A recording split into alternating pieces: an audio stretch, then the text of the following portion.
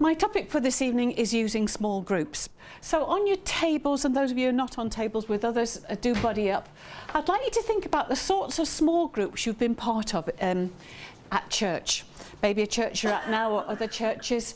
And think about the things that have been most helpful about them and what have been the least helpful things about being in those small groups.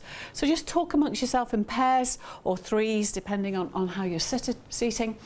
And think about those questions. What have been the most helpful things about those groups and what have been the least helpful?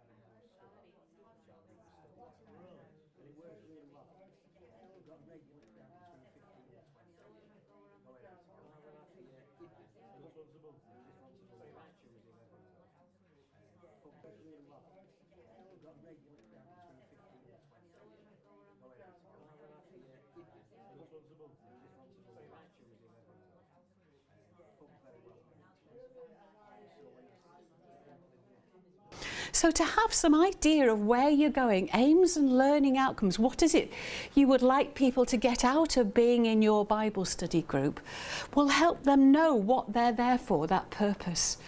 This is what this group's about. This is what we hope to do, and this is how we're going to do it. It's answering those questions. And how are we going to do it? If that question is unresolved, you might find power struggles are emerging in the group. And there may be others that simply fade out into the background. So those are some basic questions that all human groups kind of share. There are also two very important aspects of group life. And this might be a PCC as much as a home group. And they're known as balancing the maintenance of the group and the task of the group as well. And you need to balance those quite carefully. So sort of things I'm talking about is people versus purpose. There are some of us who are more task focused than people focused. We want to get the job done. And actually on the way we might just drag people along with us. And there are some people who are so people focused that actually you never get really round to the task because they're so busy kind of looking out for the people. So it's balancing those two things, isn't it? This is what we're about. And these are the people we have. How do we make sure that none of them get lost along the way? And balancing that. So the task is the aims and the purpose of the group. And the maintenance questions are about people and processes. And that's the oil in the wheels. That's the stuff that keeps it going. So why do you think it's important to get the balance between those two? If you only focus on the people, nothing gets done. Yeah, you can lose that sense. If we're going to do Bible study, but actually if you just get focused on the one person who's very needy, the group becomes about them, rather than this, which was about us growing and nurturing ourselves in our walk with Christ, or about us praying for our community or whatever it is. Or if we only ever pray about Mrs. So-and-so's bunion, you know, if that becomes the focus of it and it's a long saga about Beryl's bunion, rather than praying for the community, and even though Beryl might require help with her bunion, you know, you're losing the purpose of the group. And it becomes all about Beryl. So maintaining that balance is important. So some of the task questions might be, what are we here for? What is the purpose of the group? And I think you do need to have clarity about that. People need to know what they're coming to and why they're coming. Because they need to know if it's worth investing time and energy in. People in their busy lives these days maybe don't join small groups because they think, oh, it's not going to be any use to me. So what does it aim to achieve? And how are we going to do it? I mean, how long is it going to last? If I sign up to this, am I signing up for years, a month, a week? I mean, how long are you saying this is going to be going on for? Now, some of the groups that you were talking about sounded like they were long-standing groups. So does somebody have to make that commitment to that group as a long-standing thing? And actually that might be a big issue. But if you say to somebody, this is a Lent group, it's going to last this many weeks, that might be an easier way in because they know there's a beginning and an end, and that might make it more manageable. So it's thinking about those sorts of things and what the groups are about. So how long will it last? How many times will we meet? Those sorts of things. The task for a small group, if it's a Bible study group, it might be these sorts of tasks about encountering God and one another, about transformation of our walk with God, about exploration and exploring the scriptures, about worship, but also about action. That might be some of your task. If it's a confirmation class, it might be about belonging, believing, behaving. So it's working out quite what your task is. Those are quite nebulous things, but just to give you an idea of the sort of things that might be there. Are you doing a Bible study to increase your head knowledge, or are you doing the Bible study to actually transform your relationship with God? Those are very different things, aren't they? And people will be attracted to various aspects. But the head knowledge actually is probably less scary than offering it up as transformation. So you need to know who you're trying to attract and what might be the reason they would come. Don't sell it to them as one thing when actually really so secretly it's the other thing. But be honest with people. I mean, this is what we're going to aim to do. We want to actually grow in our faith and go on in our faith, and it lead to worship and action. Those sorts of things, to be clear so people know what it is they're coming to. Some of the maintenance questions are about how will I fit in? If I join this group, you know, and I'm two separate people coming in, will they welcome me? Will they let me come? Who else is going to be there? Will I know them? Are they the people in church I find quite difficult and I avoid them on a Sunday if I can? What will be expected of me? Will I get homework? Will they mark my stuff? You know, it's just having some clarity. What can I expect of them? Will they support me and pray for me? Will I be able to say whatever I need to say and ask those questions that I don't feel I can ask the vicar? Will it be a safe place? Will I be safe? Yes, I think that's a really important question. Am I going to be okay in this group? And can I trust them? If I say these things, will they get reported back to somebody else? As I think a real fear that some people have.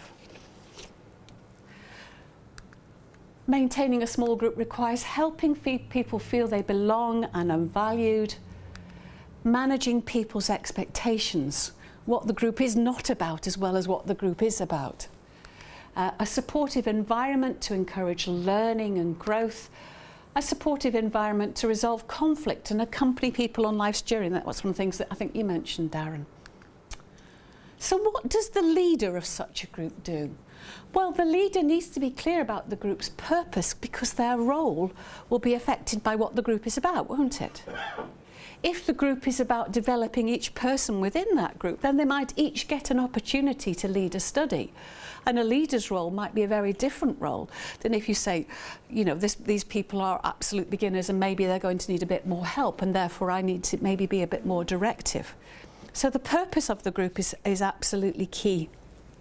And it may be a good idea to have two people who are designated as leaders, who can do things I'm not even going to attempt that word, can complement each other.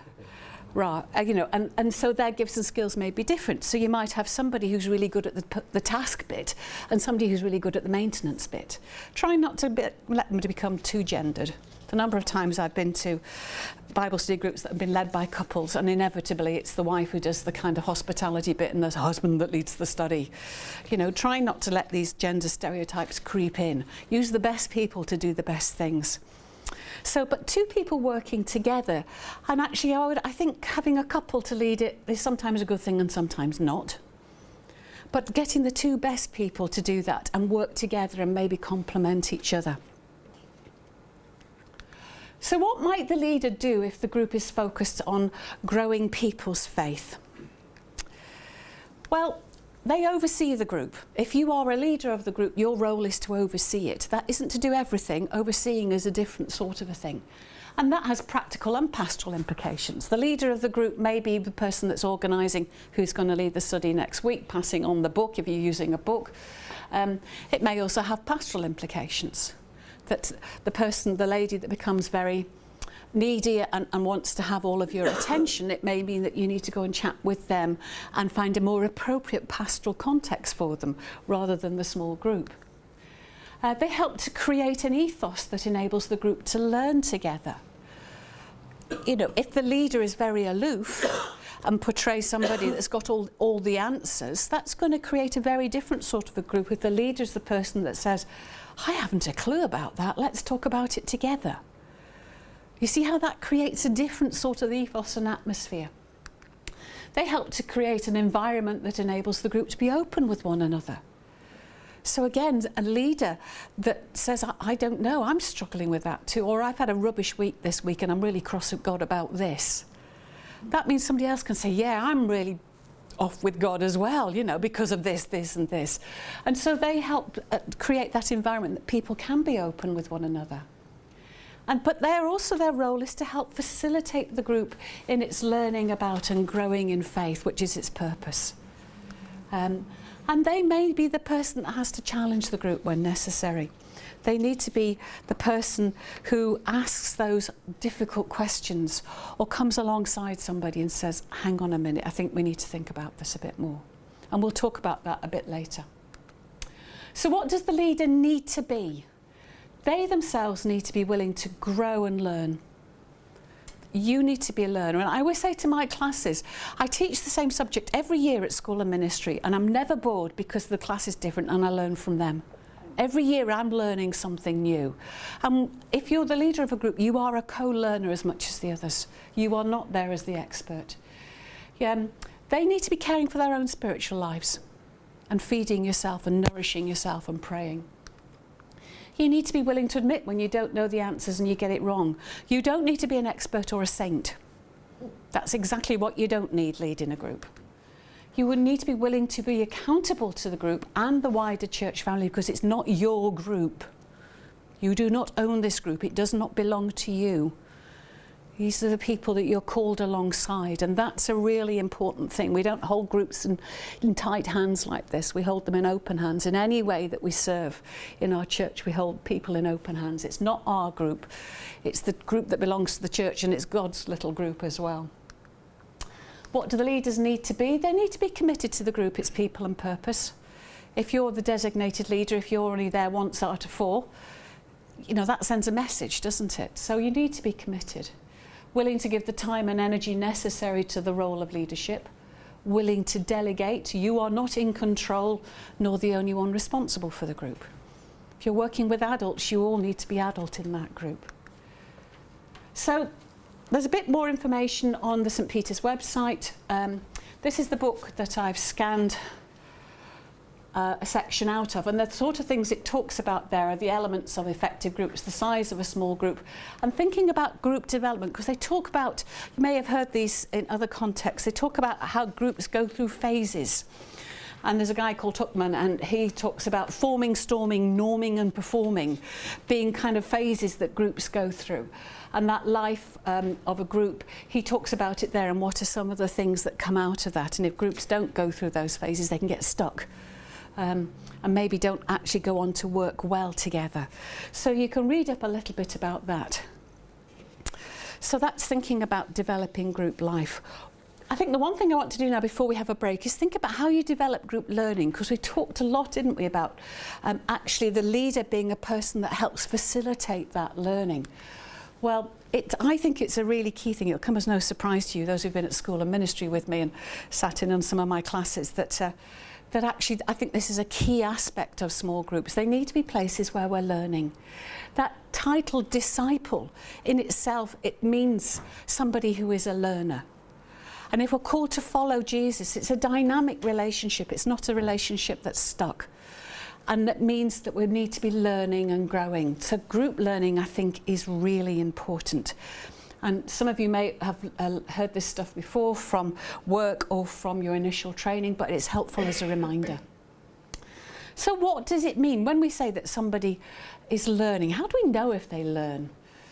Well, there seems to be some change that happens. It changes lives. You see people beginning to belong to a group and start believing and behaving, those 3 Bs I mentioned earlier. learning promotes action. It makes difference and it can be applied. So it's not all about it getting stuck here. We don't want learning that gets stuck at the neck. We want learning that actually works through people's bodies and outside into the context where we are. It's risky and unsettling, real learning, because it challenges what we think already. If it doesn't, then maybe all we're doing is reinforcing people's prejudices. It can be risky and unsettling, which is why groups need to be safe places in which to do it. And it opens up new possibilities. The number of people that come to school and ministry and said to them, it's let God out the box. We don't appreciate how much we put God in a box, but we do. We kind of think that's what God is like. And then suddenly we learn more and you think, oh, right, well, God's not quite like I thought. And so maybe I need to make a box bigger. And you get to the stage where actually God says, I don't want to be in a box at all. You've got to, expect the unexpected. God is much bigger. And it also lets us out of a box because we think we've got it sorted. And actually when we learn more of God, we learn more of ourselves. And that helps us to grow. And in the boxes that we've put ourselves, we can find ourselves coming out of those boxes. And this then becomes a really life-affirming thing. It's enjoyable most of the time, but as I've just said, it can be unsettling and challenging because you might have to do some unlearning and relearning. But most of the time it is enjoyable. It's memorable, real learning. It stays with you. And that's the problem. If you only just try and fill up people's heads, it falls out their ears and their noses and everything else. Real learning is memorable because it makes a difference. It doesn't just stop at the neck. It can happen anywhere and at any time. This is a learning environment, a fairly formal one, but actually most of our learning is not done in this sort of place. Most people's learning is not done in that sort of a place. So here's a kind of continuum here. And if you look at the top section of this slide, learning can happen by accident. So you're on your way to the small group and suddenly you find yourself going down the street, you suddenly think, oh, there's that shop so-and-so was telling me about. I wondered where it was. Oh, it's there, is it? That's learning by accident, isn't it? You just happened to be going somewhere and you stumbled across this and you thought, oh, that's where it is. Okay. You can acquire learning in the course of some other activity. You've come to the group, you're getting settled in, you've come to do some Bible study, but actually you learn a lot about the culture of the church just by watching how the group interacts. Oh, I see, the way they're talking about the vicar tells me that actually so-and-so doesn't approve. And so you can learn, you've gone to do something else, but actually you pick up from the conversations that are happening how we do it here. This is how we do it in this group. Oh, you don't go and help yourself to a coffee. It's Mrs. So-and-so's house. Only she's allowed in the kitchen. Or just there's where the coffee is. Go and help yourself. Everybody go and help. The jar of biscuits is there. My home is your home. You learn a different sort of a thing, don't you? But actually the reason why you're there is not to learn that stuff, but you pick up this other stuff along the way.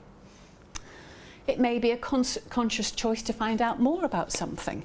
You've gone because you want to do some Bible study and learn more about the Bible or learn more about that particular topic. And then there's the self-directed or teacher-directed education. You sign up to come and do a module at school and ministry. So you can do all of that, all of those places learning can happen. Happening by accident is known as unintentional learning. Acquiring learning in the course of some other activity is called incidental learning. That conscious choice is known as deliberate learning, and the self-directed kind of education type thing is formalised learning. And some of it is quite unconscious, and some of it is very conscious that you're doing it.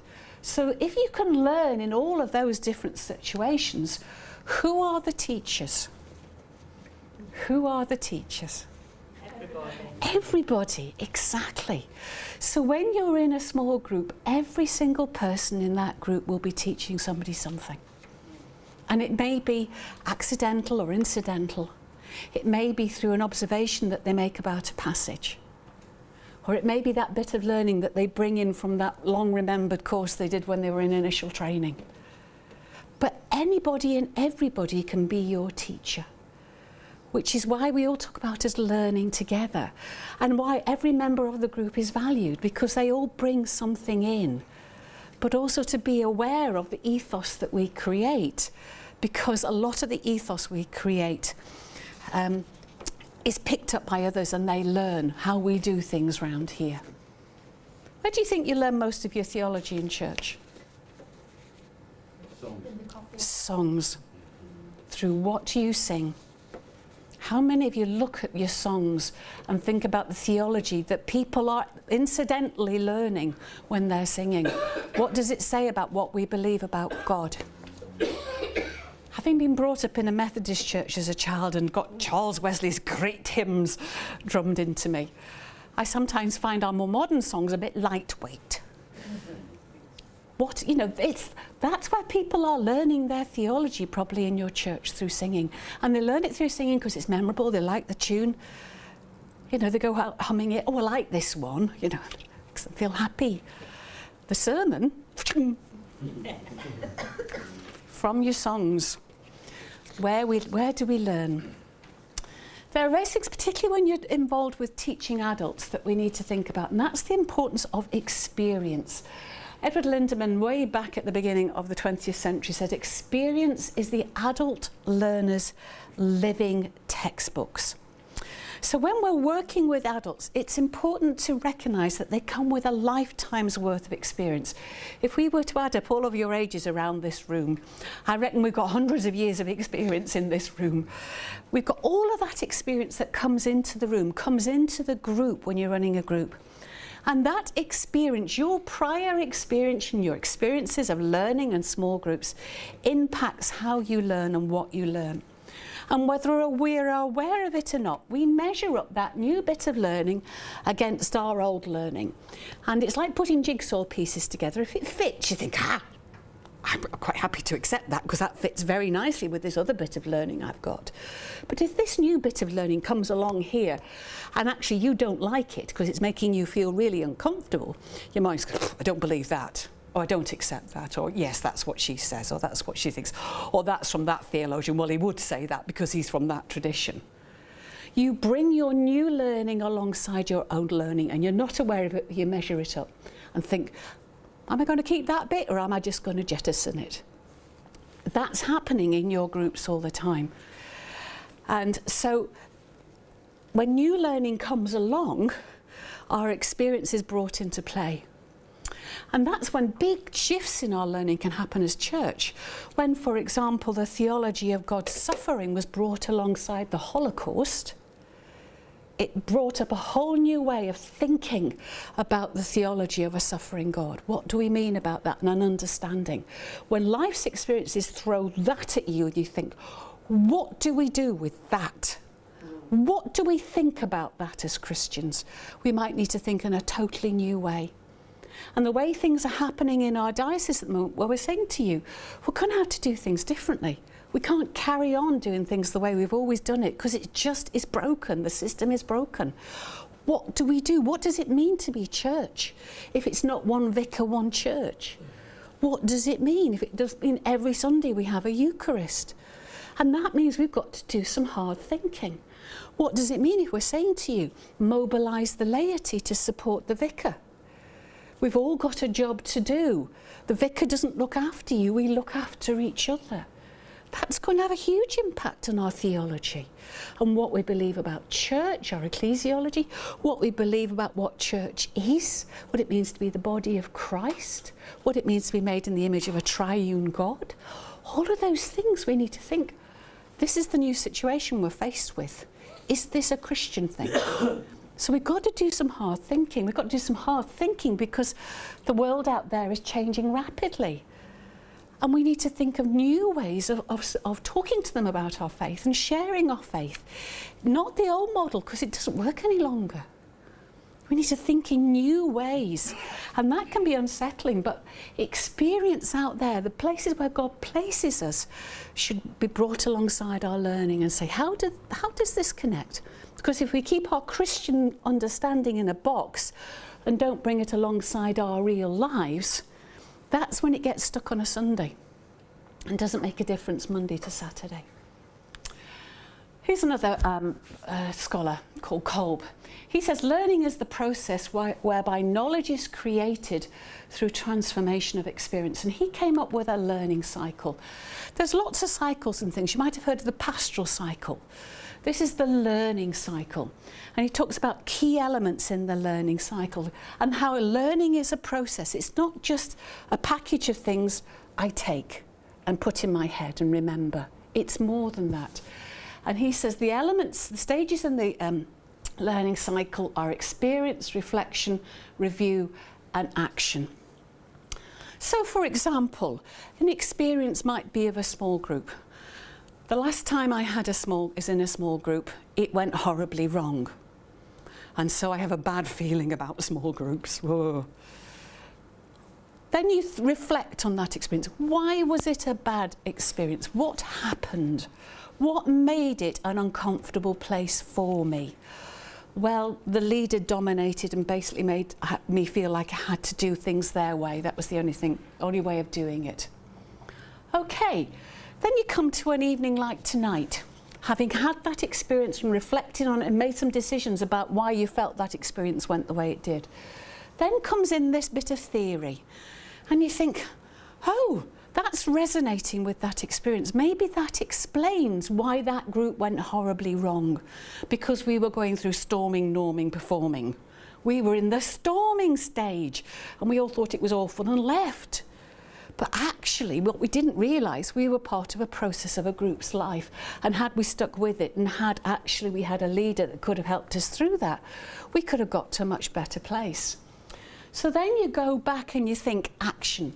What I'm going to do, I'm going to start another group and I'm going to make sure these sorts of things are not going to happen again. So you start your new group and you have another experience. And it's almost there, but it's not quite, because Beryl's still talking about her bunions. And so, you know, you rethink it again and you go around that cycle, and real learning happens as you move round. You don't always start with experience. You might come thinking, I've never been in a small group. So you start at studying the theory bit. And you get the theory, and then you say, right, having had this little bit on this reader's evening, I feel a bit more confident now. I'm going to go back to my church and start something. So you plan it, and you think, this is how we're going to do it. And then the people turn up, and you have the experience, and you think, okay, still haven't got it quite right. So I'm going to reflect on why it didn't work quite the way I think. I'm going to review it again. I'm going to read a bit more. I'm going to go back to the theory. Right, I understand it now. They didn't know what they were here for. They didn't know what it was about. We need to go back and do it. And so you go round. You can get stuck at one of these places. You can get stuck at just theorising about it. I like the theory. You know, I like these ideas. It's a safe place. It's a safe place. Put it into action. Do I have to? Do I have to do something with this? I like thinking about it. I like going away and thinking deep thoughts about this.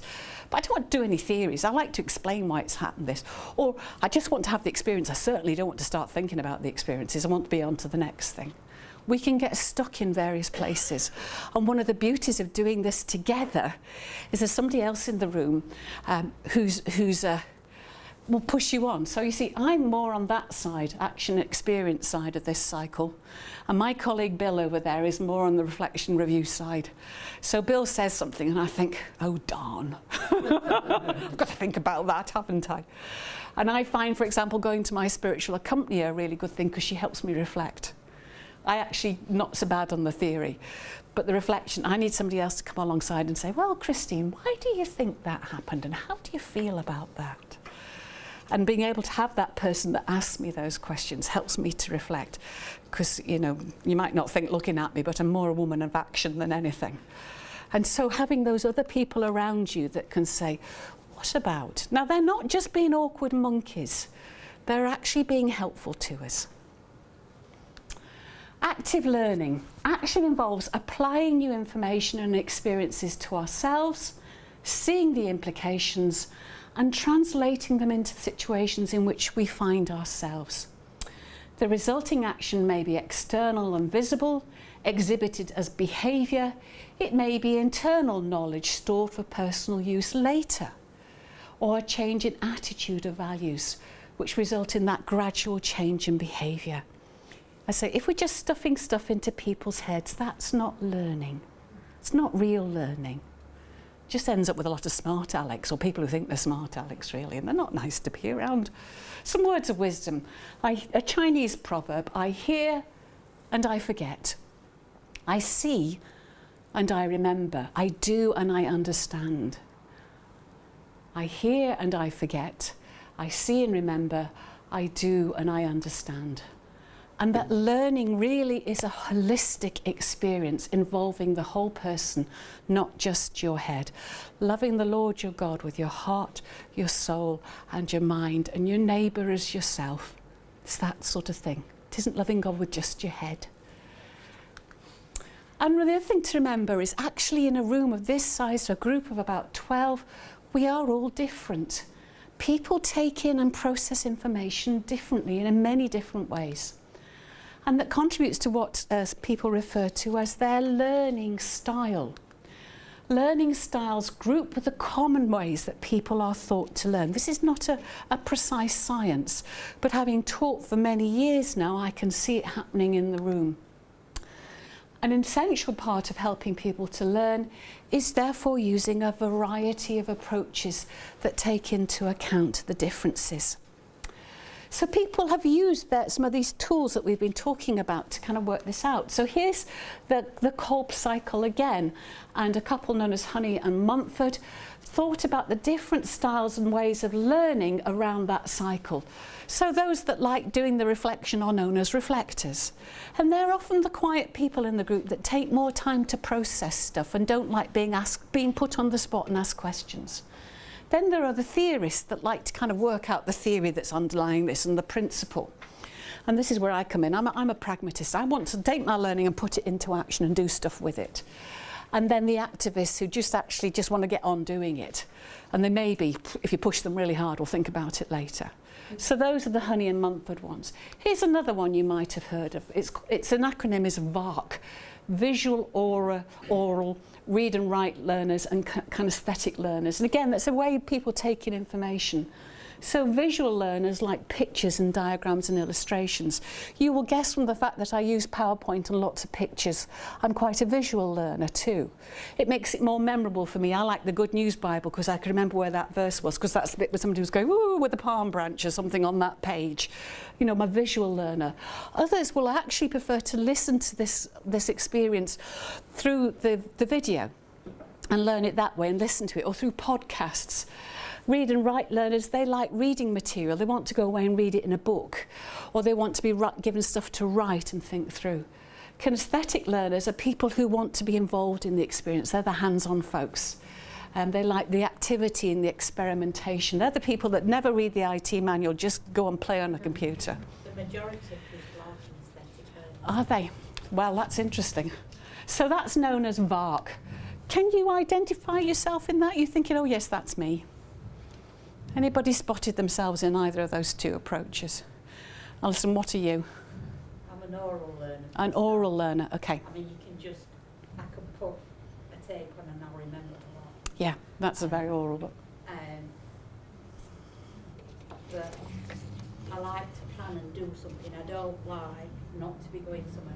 I am task focused. Right, okay. So I want to do something as well. Okay.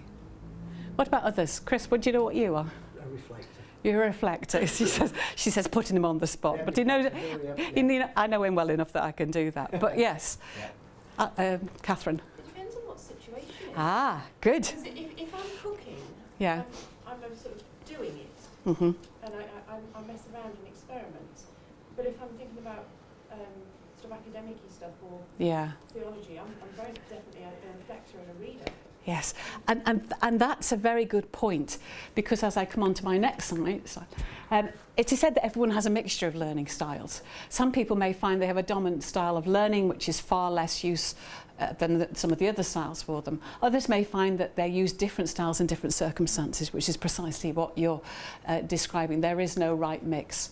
And your styles are not fixed. You can develop your ability in your less dominant style, as well as further develop styles that you usually use. And I think actually that when I am encouraged to reflect, I learn more. because I'm working against type and I have to work harder, that actually I think it deepens my learning. So when I come out of my spiritual accompaniers, I think I've learned so much I didn't know about myself because I hadn't stopped and thought about it. And working against what's my natural inclination actually encourages me to do more. But the other interesting thing is the way that you teach reflects often how you learn best. So the way that you might lead a group and the sort of studies that you prepare might be the sort of thing you think, oh, I'd love this, oh, I'd love this. But actually the rest of the group might be thinking, this is really boring. This is not how I learn. I need to be doing something else, which is why we talk about the importance of having variety in the sort of things that you do. So if you're studying the passage of the prodigal son, for example, you might choose that week to have Rembrandt's wonderful painting and ask people to look at the painting and reflect on the painting and then say, how does that painting help us understand the story of the prodigal son in a different way? Or tell us about your experience of prodigals in your family. You know, there's ways that you can do it that means that other people can get involved in ways perhaps they wouldn't have been otherwise. So actually, you know, using poems and prayers in your studies to give a bit of variety to connect with those different styles, I think is really important. It may be that you choose to watch a little video in your group for this. There's lots of resources out there, and some of them at the front here, they have little videos you can watch and then you can discuss it. Some of the groups I've been in, for example, watching films. Watching a film and then using that as a springboard for talking about faith. I can remember watching the film Chocolat in a reading group I was in. And one of the group being quite incensed because thought it was all about witchcraft. And I sat there and I thought it was all about grace. And we then had a conversation about grace and the meaning of grace that we saw in this film. Sorry? There's a link group based on it. Yes, and there's some resources again at how you can use films. I can remember with a student group back in the 80s having a discussion about friendship coming out of the Stephen King one, Stand By Me, about a group of boys and what friendship was about and the importance of friendship. So there's ways that you can do these, use these as springboards for us having deep discussions about things. Just come a couple more slides and then we will have a break. So if you want to know more about learning, there's this book. This book's been out for ages. Yvonne Craig's book, Learning for Life. It's a really accessible book talking about learning and different learning styles and things. The Resource Centre has a copy. The Wilson Carlisle Library will have copies of this that you can get hold of. There's lots of stuff about learning and how people learn if you want to know more. There's also, if you want to actually come to a more formalised learning, I run an Education for a Learning Church half module at School of Ministry. It's on 2 Sundays in May and June. If you wanted to come to that as part of your ongoing ministerial development, be in touch and we can sign you up. We'll tell you how you'd have to pay for it, but we can tell you how much it would cost and what it would involve, and I can give you dates. As I say, that's happening in May and June to think a little bit more about that, and you can come and join the readers in training who are involved in that. On your handout you've got 2 other things for you to look at here. This thing, Revelation, going down the side here is an acronym that's come from Yvonne Craig, talking about we're helping people to learn. The R stands for relevance. It needs to be relevant to your learners. Experience is drawn upon, that's the E. V is about variety of approaches. E is enjoyment. L is having learning skills. A is acceptance. T are tutoring skills. I are taking into account individual differences. O is opportunities to act, and N is the nurture of others. It's a really helpful little acronym that she has. And on the bottom of that handout as well, there's something about things that can stop people learning, and a little bit from Anton Bomel's, again, classic book from, I don't think it was 1948, I think it was 1984 that he put it out. In fact, I've got the book there, so I'm sure it didn't come out in 1948. Making adult disciples, thinking about the importance of us learning as Christian believers together. We're going to start thinking about what do we do when groups have issues. It was, you know, we talked about the positive things about groups, but it was very easy to get out of you some of the difficulties of groups. And as we know, that they are They're great. When they're good, they're very, very good, and when they're bad, they can be horrid places. And how on earth do we deal with groups and the whole issues that come around groups? I think you have to start by asking, are there problems that are the problems that we are facing? Are they task problems or maintenance problems? So are they addressing some of these have we addressed some of these basic concerns that we talked about in the other half before the break? So what is this problem? Is it about actually the material we're using?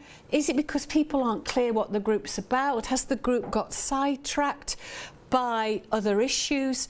Is it because actually we've become focused on a particular person who is very needy, or because actually some people in the group are very strong characters and they're dominating? What are the issues that are going on? Can we actually identify whether the issues are task issues, we've lost sight of what we're about, or they're maintenance issues? There's some issues amongst people. The ones that are probably most obvious to us is when people don't get on. Those can often be the ones that are most in our face. But I think we've got to be clear about what are the issues or the concerns that we have. So, what happens when there's conflict in groups? Well, just remember that conflict is part of normal group processes.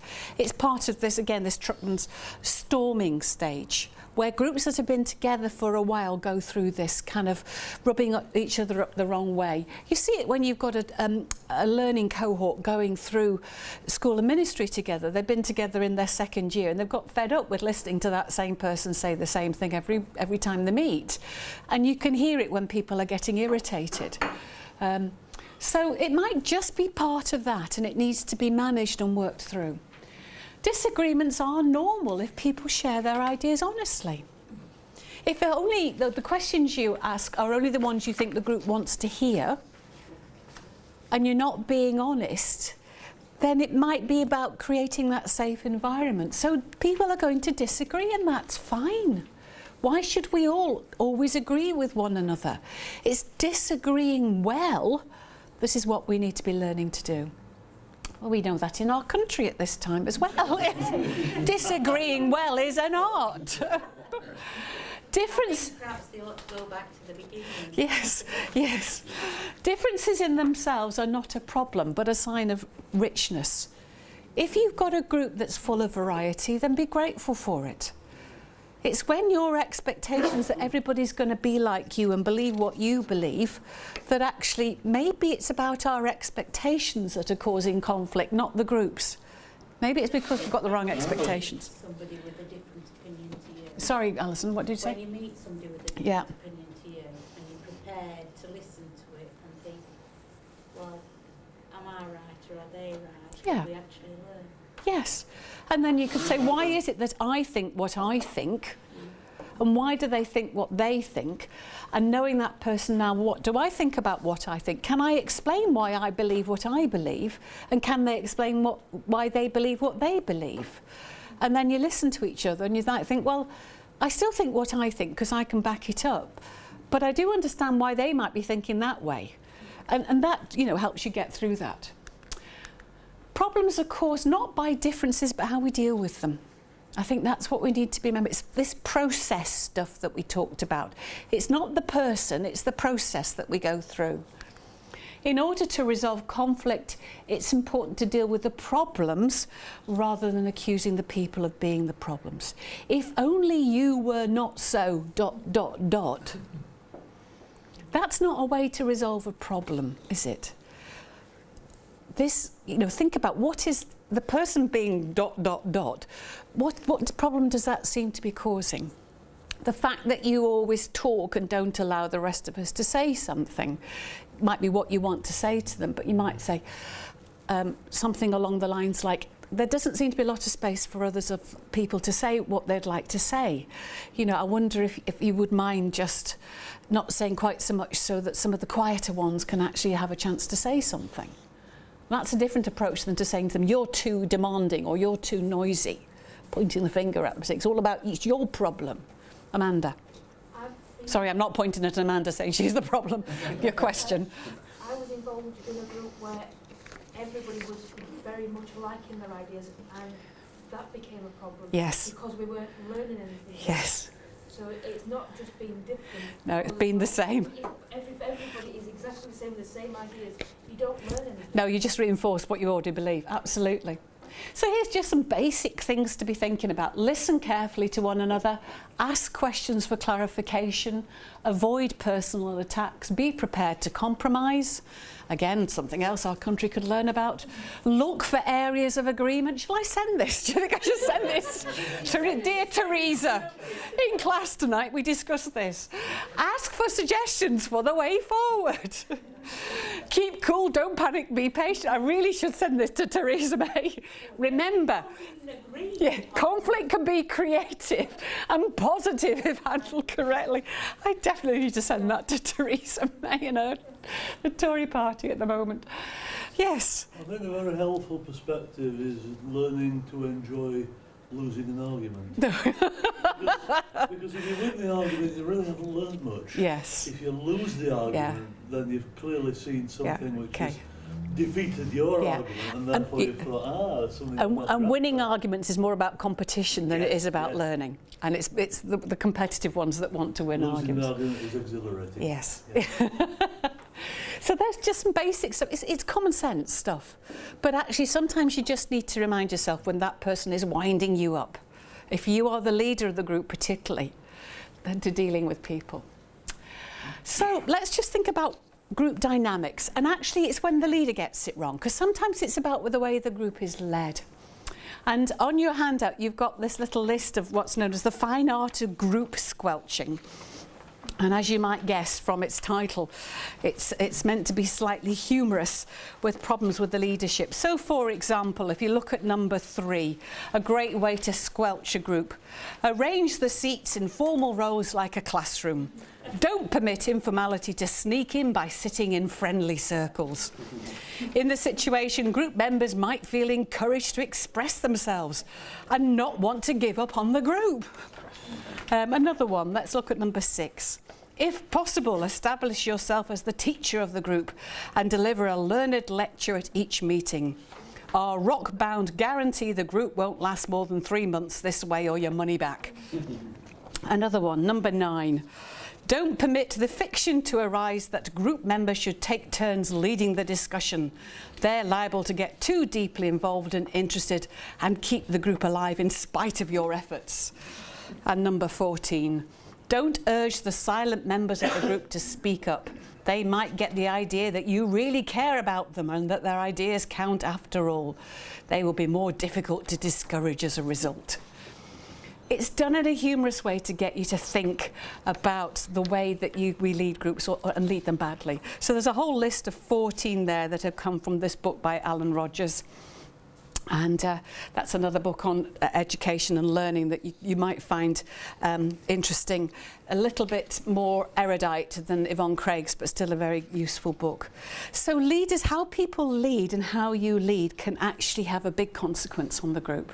If you set yourself up as the expert, then you're going to do it that way. I've got the answers. I've done all the preparation here. I've done all the studying. I've looked at my commentaries. I've looked at the thesaurus, and I've looked at, the concordance. And you use all the big words, and everybody's going, "Oh my goodness, he's got a concordance." People are not going to let themselves say what they really think. I don't really understand. It's taken years to get people to understand that I don't have the answers. Yes. Or the answers. I just have some of the questions. Not Yes. all of them, but just some of them. Well, there's those people that say an ex-spurt is a drip under pressure. Spurt is a drip under pressure, and an ex is a has-been. So experts, we don't want people to think they're experts. There's going to be group dynamics in a group because there are people in the group. And when people are just being people, there might be issues that come up. And when people are sometimes difficult.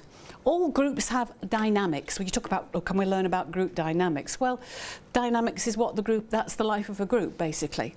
Most often when people want to say they want to talk about group dynamics, it's about how we deal with difficult people. But all groups have a dynamic, which is why, again, when we were talking earlier about 2 new people coming into a group, the group has to accommodate and change. The dynamic needs to change to accommodate those people. It cannot remain the same if you are to integrate those new people in, because they are new people who will bring in new personalities and do things maybe slightly differently. But sometimes we have to face up to the fact that some people can be quite demanding of time and energy. And we, in one sense, need to rejoice that God draws people to himself who we might not choose. You know, you think, you look around your church, you think it's the weird and the wonderful, isn't it, Lord, really? It's the weird and the wonderful. And other people might be looking at you thinking, well, there's the weird. But it is, and that is part of this gospel of grace. That we do not say, I'm very sorry, but we don't want your sort here. Well, some churches do. But actually, all are accepted and all are equally loved. That's part of our theology, isn't it? And we are called to love them. And they may be more demanding of our time and energy. And there may be times when we might have a little doll that we stick pins in to remind you. But they are still people who are loved by God. And sometimes I can remember teaching about learning styles to a class at Church Army. And one of the girls coming up afterwards and saying, she says, I'm just going up to the chapel to repent. And I looked at her and I said, pardon? And she said, I've just realised why that person drives me crazy. It's because they're an activist learner, and I'm a reflector. And that's why I find them so difficult. And it's appreciating what makes people different that can make you appreciate what they bring to a group. Because that reflective theorist who's sitting over there, using the camera, makes this activist pragmatist actually stop and think and answer those difficult questions when I just want to get on and do it.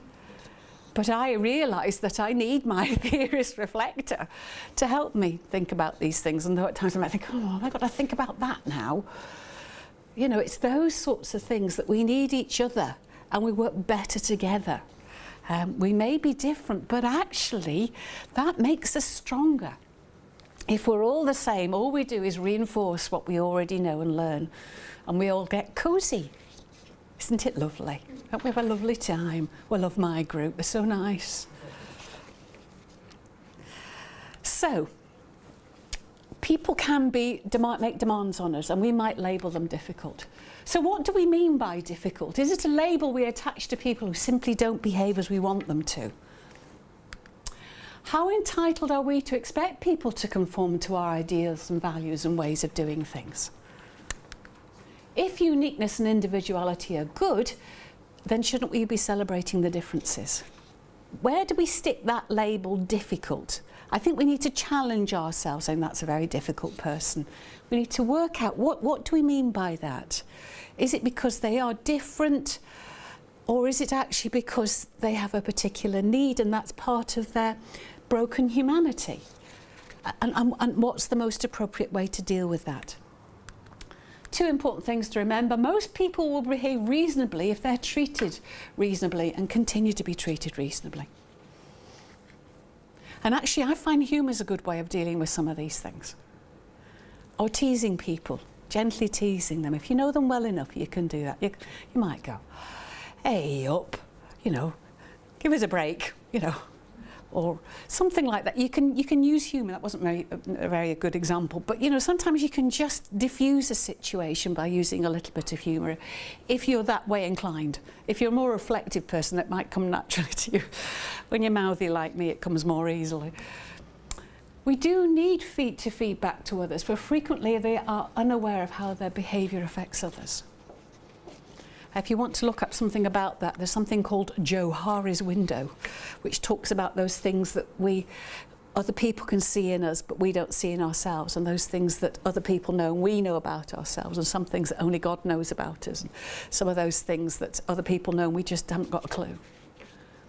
And so, you know, there are things about ourselves we're not always aware how we come across. And just to say, you know, when you say that to me, it makes me feel this way, rather than, you know, you always make me feel small. But to be able to say this, you know, when you say it that way, I find that quite difficult because it does that, that and that. To be able to help people to say, you know, are you aware that sometimes you can come across in this way to some of the group, and maybe that's why so-and-so was a bit cross at you tonight. A leader of a group can kind of, when it's not you and that person, it's easier sometimes to explain it, isn't it? And as leaders, we need our feedback too. Are we good listeners? Are we modelling that in a group? Are we modelling to the group how we deal with a person that they may consider difficult, or when there's confrontation? Do we value and respect the individual? What does our body language convey? We can say something here, but actually our body language can be such that you think, actually, they're not being honest with me. And yet, again, it's one of those things you may not be consciously reading, but subconsciously you think that person looks really aggressive to me, but they're saying something else. Or that person looks really fed up with me, but actually they're saying, oh no, it's fine, it's fine, it's fine, you know, and they're clenching their fists, or whatever it is. Our body language can convey a different message from our words. Respect, trust, encouragement and appreciation are key. You know, maybe that person who's difficult in your group has never had people who accepted them for who they were. And they're always on the defensive because actually they always feel they need to defend themselves because they're afraid of being hurt. You know, we don't know people's stories, their experiences, or maybe they come into a group like that with an experience of being dyslexic and not knowing, you know, being told in class they were stupid. The number of people I have taught who've said to me, this is how I was made to feel at school. And so the thought of being in this classroom is terrifying. Or, you know, and discovering that actually learning can be enjoyable and fun and they can do it is such a liberating experience. And if this is a learning environment, how do you make that a safe place for those people who've had really bad experiences of school? You know, or haven't had those opportunities at school for whatever reason. That might be going on, and what you're meeting is that person's defence because actually they're afraid. They're afraid of what's going to happen in this group and they're trying to defend themselves. There are some strategies again on your handout on this table here. Just some tips about, you know, what do you do if you've got people, I put in inverted commas, are problem members. So if somebody is too talkative or dominant, challenge them without putting them down. Use the shared time method. That is saying, right, everybody's got a couple of minutes to speak. Sometimes I've been in groups where people have passed around an object. If you're holding the candle, then it's your turn to speak. So everybody gets an opportunity.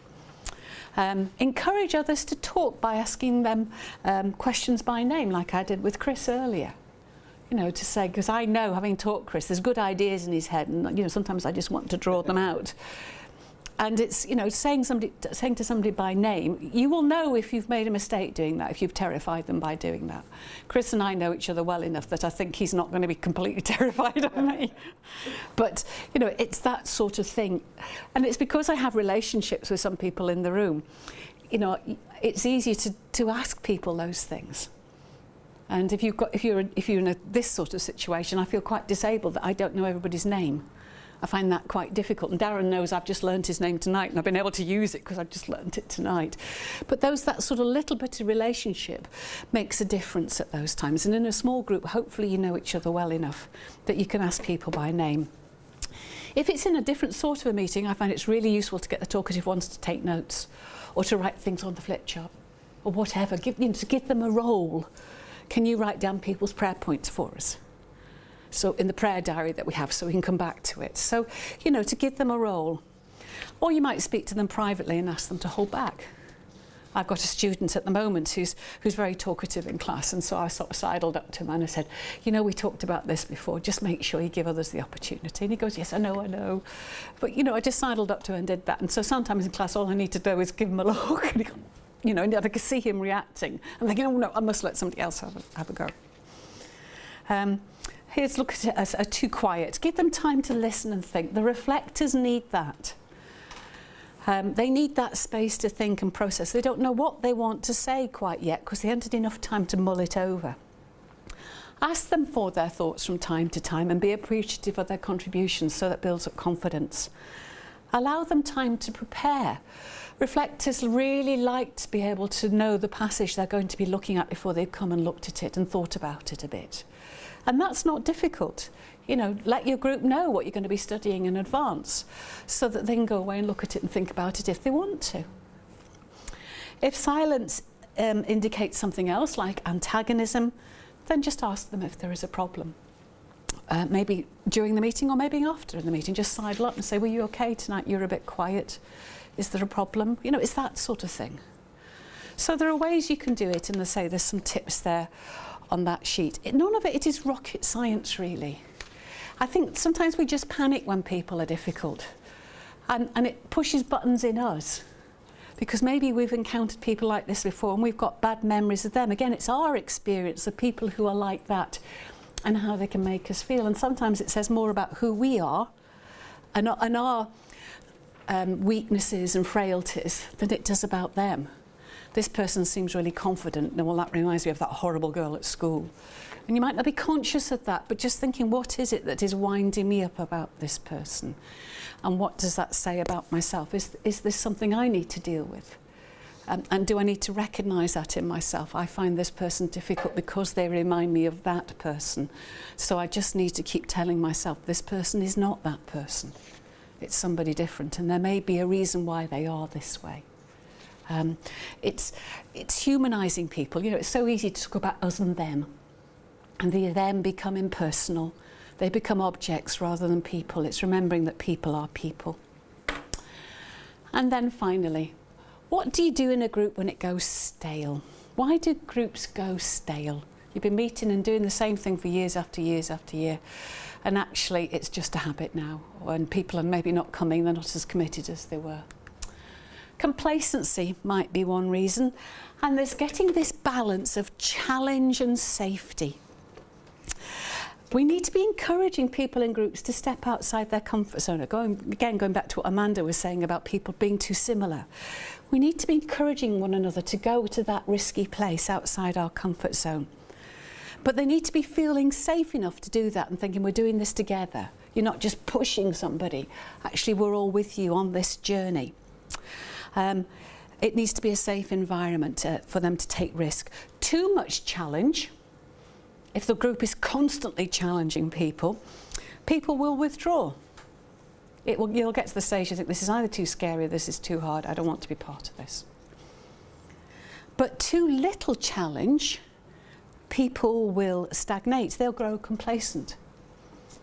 And you know, they won't bother really. They won't be bothered.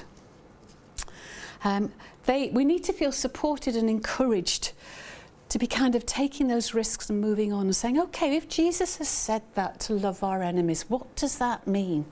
And what does that mean in your place of work where there's that boss who is really not a nice person? How do I love that person who may not be an enemy in the sense of war, but actually feels like they're undermining me? How do I do that as a Christian? What is this telling in that situation to me? It may also be that group goes stale because there's a lack of variety. We always do the same thing every week. And actually, it's always very based in a very theoretical way. It's not taking people around the learning cycle. And it's not earthed in reality. The pragmatists always have that question, so what? What's this got to do with? When I went to study theology, as a way of getting into teaching, I had been in Christian ministry for many years, and I was doing this level of theology, and I sat in a class and I thought, what's this got to do with the people in my church, this theology? It seems so remote. And I had to work hard to say, this is what this is about. That so what factor, what's it got to do with my life, Monday to Saturday? What's it got to do with just, you know, how we are as a group? So we need to earth our learning in the reality that we live in. It's not fulfilling the stated purpose. This is not what I signed up for. I didn't sign up to do it. I didn't sign up to do a university degree. I only signed up to get trained to be a reader. You know, and people are thinking, you know, I thought this is what this group was about, but it's this, and I actually don't want to do that. So being clear about our aims and purposes of the group is important. not scratching where people are itching. Maybe we need to review our purposes and aims. This group was set up to do this, but actually the whole group is needing that. This group was set up to do, I don't know, a study of the Psalms, but actually what we need to do is go back to look at Jesus, because people don't understand about Jesus. Maybe we need to go back and look at the gospel. It may be that sort of thing, or else the level we're doing it at for this group. I thought this group was mature Christians, but actually it seems that maybe we were a bit further back than we thought. And in this day and age in which we live, if new people come into church, they may have no Christian heritage to build on. And so you have to go to absolute basics. And you might think, oh, I thought people knew about the Gospels and Jesus. And, you know, maybe actually we need to go much further back than that. So if it's not scratching where people are itching, they can't see the point of it, or actually we're attempting to do something that's not right for the group, might be one of the reasons why the group goes stale. Perhaps it's too basic or it's too esoteric. But we need to be helping people make sense of their world. That's going around the learning cycle again, isn't it? Helping people earth their learning. Can I just say to you, there are a vast number of resources on St Peter's College. How many of you in the room have activated your membership on St Peter's? Okay, if you activate your membership on St Peter's, you'll get a regular email telling you about the resources. You don't have to be an active member to look at the resources, but if a new thing's coming up, you can get fed in and find out about these things. It's well worth doing. There are loads of resources that are advertised that can take you to other websites that can tell you about what's in the resource centre. If you go onto St Peter's, you can search the catalogue of the resource centre remotely. You don't have to come in. So there's lots of things that you can do through St Peter's College. So there's lots of stuff there, and Bill has a page which gives you lots of online resources to help with doing Bible studies and things. So it's a really good thing to search through and find out a bit more about. Elizabeth? Is that labelled resources? Because I don't think I've ever found it. Put it in the search engine. Is it Bible? Just put in Bible study, Bill, I think you'll find your page. Yes, Bible resources. Yeah, Bible resources, something like On that. the opening page, just type in a word and it should Yeah. take you to whatever you're looking So the home page, when you go into St Peter's, it comes to a home page and there's a search bit. Just type it in there